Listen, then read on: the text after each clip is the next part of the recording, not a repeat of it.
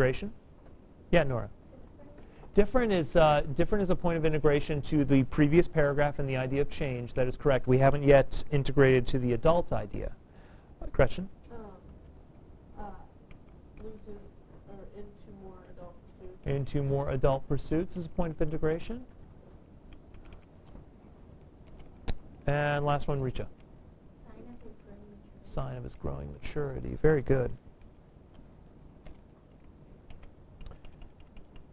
Now, if any of you wonders why you lose points on an integration criterion on a rubric, it's because I read through paragraphs and I don't see those points. I don't see those echoes of the claim. And I expect to see the echoes of the claim even here in an in-class essay. My final paragraph is simple conclusion. Lee understands that adolescence can provide some of the most extreme changes in a person's character. She develops Jem as this adolescent not only to help her support those changes, but also to magnify the devastating impact of the events of the novel. Two-paragraph conclusion just wraps it up. You will lose points if you do not have some sort of conclusion. You will also lose points if your conclusion is nothing more than a simple restatement of the thesis, of the claim. I don't like copying and pasting the claim. It makes the essay end on an artificial note, and the reader thinks, wow, that was kind of a cheap way to end it, just a copy and paste from a previous sentence. What will your conclusion be? I don't know. Depends upon the discussion that you've just had, the book, and your personal flair as a writer. But if you take a look at effectiveness of essay structure here, effectiveness of essay structure is the largest point value on the rubric. It is 6 points. And this refers to your ability to construct sensible paragraphs, to construct a sensible three-part structure. That means intro, development, and conclusion. So I want an intro that follows the advice that I've just given you. I need an intro period, even if it's broken, and a conclusion, and I need sensible paragraph divisions. If you write a one-paragraph essay, prepare to lose large amounts of points. Omar. I noticed in your first paragraph, Mm-hmm. you didn't put anything in quotations, but you still cited it. Do you want us to do that? No, I did notice that myself as well, and I think I was just being super obvious that my examples were specific, concrete examples in the book. You're correct, Omar. I don't need quotations except for, I don't need page citations except for quotations. But I want to emphasize that specific detail is detail that you can find on a page, on a single page, not just some trend over a number of pages, but something that happens on a page, or this is a couple pages, 8 to 9. So when I'm looking at specificity of detail, if your detail is really general and vague and you can't point to some place in it, then you're going to lose points there. Also in that paragraph, the hot and stuff you cited, either just as one word thing, No, you're correct, and I should have cited that, Priyanka. The haints and hot steams. I think that what's happening is I'm making the assumption, although it's not very clear, that this event, touching the Radley house, is the same place as the haints and the hot steams. Although you're right, Priyanka, that's not clear, and I should have made that clearer. Okay. Other questions? Yeah, Michael. So, would this essay be around the same length that the in-class essay should be? For, this? Yes. Yeah, although obviously I realize that when I write something like this, it's a bit more advanced than I expect out of you folks. But this is something approximating it, yeah. I've read some students who have written in-class essays that are more like a QAR answer, and those lose points because they're poorly developed. Multiple paragraphs, your paragraphs may not be as long, but this is something relatively close to what I'm looking for. Other questions? It's formula, folks. It follows a formula. There's nothing all that creative about what I'm doing. This is not poetry. This is not speech making. This is not something in which I am showing my genius at creating the world of letters. This is simply following a formula of integration, evidence, claim writing, and so on. If you follow this formula, you should be fine too. If there are no other questions about that, and I can actually draw back my Presentation. Hello. Ah, there we go. There are no other questions. Let's take the remainder of class time to brainstorm what sort of topics I might throw at you.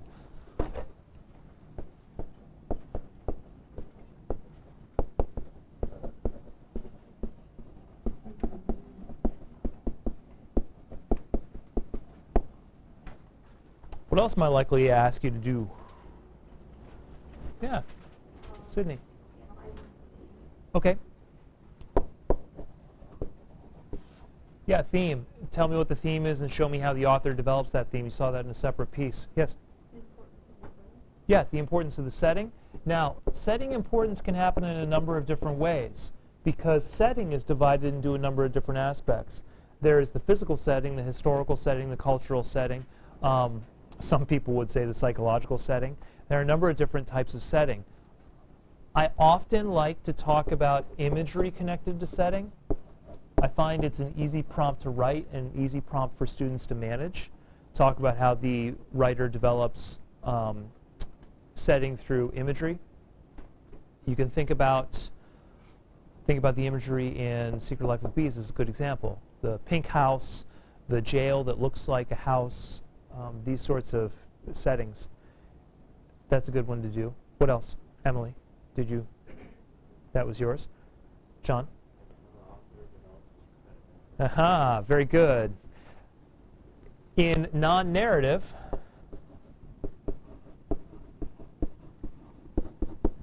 we will definitely find that I write about logos, pathos, ethos. How does the author develop credibility? Through evidence, research, support, that sort of thing. How does the author develop emotional reactions? And of course, with the non-narrative analysis, looking at the rhetorical devices that we talked about. Appeals to authority, personal testimony, imagery, those sorts of things can help develop. What else?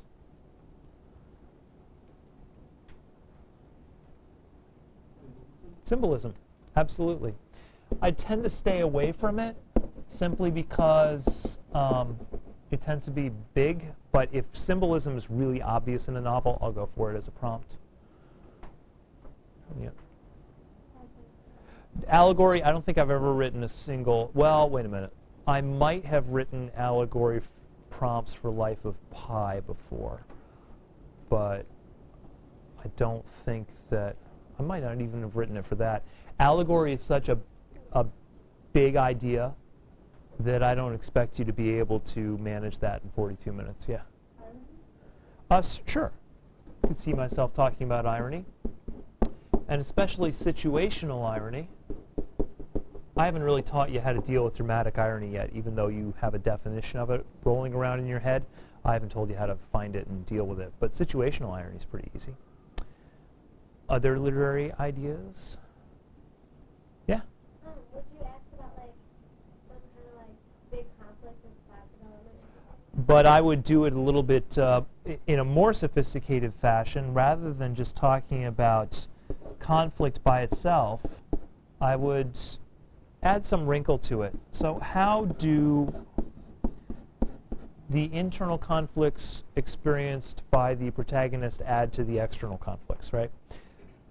Because for me to say, hey, tell me what the main conflict is and how it's developed, that's too simple. That's junior high level thinking. But to say, tell me how the internal conflict and the external conflict relate, okay, now that's interesting. If you were to say, I have an external conflict of Gene Forrester versus Cliff Quackenbush. That's a physical person versus person. How does that external conflict relate to the internal conflict that Gene is facing? Now that's something interesting. So I could see myself doing that. One of my favorites.